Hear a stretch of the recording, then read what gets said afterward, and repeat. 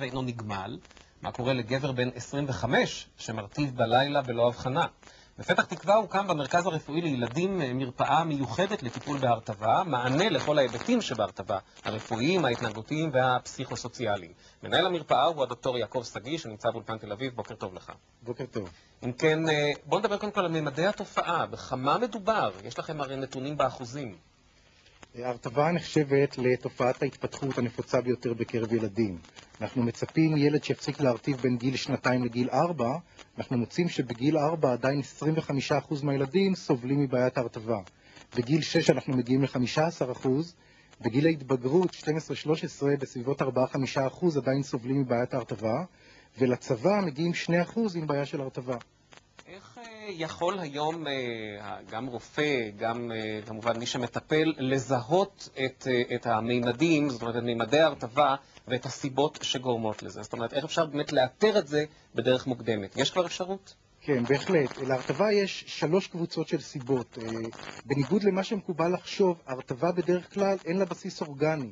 זאת אומרת, רק כ2% מהילדים מרטיבים כתוצאה מאיזשהו ליקוי גופני, איזושהי בעיה נוירולוגית או בעיה כלייתית, וכתוצאה מזה הם מרטיבים.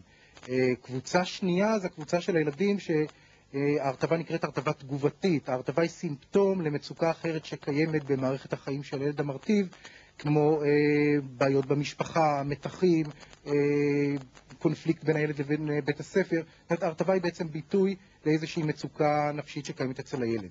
מרבית הילדים המרטיבים, שאנחנו מדברים כאן על בסביבות 75-80% מהילדים המרטיבים, הם ילדים רגילים, נורמליים, בריאים, אין להם לא בעיה רפואית, אין להם לא בעיה פסיכולוגית, הם פשוט, זה נקרא ליקוי בלמידת התאפקות. אז דוקטור שגיא, בוא ניגש עכשיו בדקה שנותרה לנו לסיבות, זאת אומרת לסיבות שכבר מנינו, אבל האפשרות גם להתגבר על הסיבות. איך אתם באמצעים רפואיים היום באמת מתגברים על הבעיה? כן, אנחנו מנצלים את היתרון של בית חולים, שיש לנו בעצם את אפשרות לתקוף את הבעיה גם מבחינת ההיבטים הרפואיים, גם הפסיכולוגיים וגם הלמידתיים, ואז אנחנו יכולים לתת מענים טיפוליים על ידי מודל ייחודי שאנחנו בנינו, שמבוסס על אלמנטים למידתיים שעובדים עם מכשור מיוחד, שבו אנחנו מודדים את תגובת הרפלקס ומפעילים את מנגנון הרפלקס במצב של הרטבה. אנחנו עובדים עם תרגילי הרפיה, עם תרגילים לחיזוק השרירים, מערכת של שיחות עם הילד, חיזוקים שהוא מקבל. בוא נעלה באמת מספר טלפון של המרכז שלכם, מרכז ההרטבה בבית חולים בלינסון, הנה כאן על המרקע, 03-939-310 או 9, נכון? הקווים פתוחים עד הסוף, כן, אם אני רואה נכון?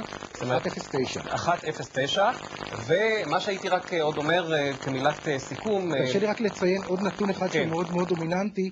מרבית הילדים המרטיבים הם ילדים שמאופיינים בשינה מאוד מאוד עמוקה, ויש גם בסיס תורשתי מובהק להרטבה. זה שני סימנים שאם הורים נתקלים בהם, הם יודעים שאז בדרך כלל הילד שלהם נמצא בקבוצה של הילדים הרגילים והבריאים, שאין לו בעיה אחרת להרטבה. ניתן לטפל בזה בטיפול קצר מועד, תוך כ3 חודשים, עם 92% גמילה. אז זה מצוין. תודה רבה לך, דוקטור יעקב שגיא. אנחנו עוברים עכשיו אל פרויקט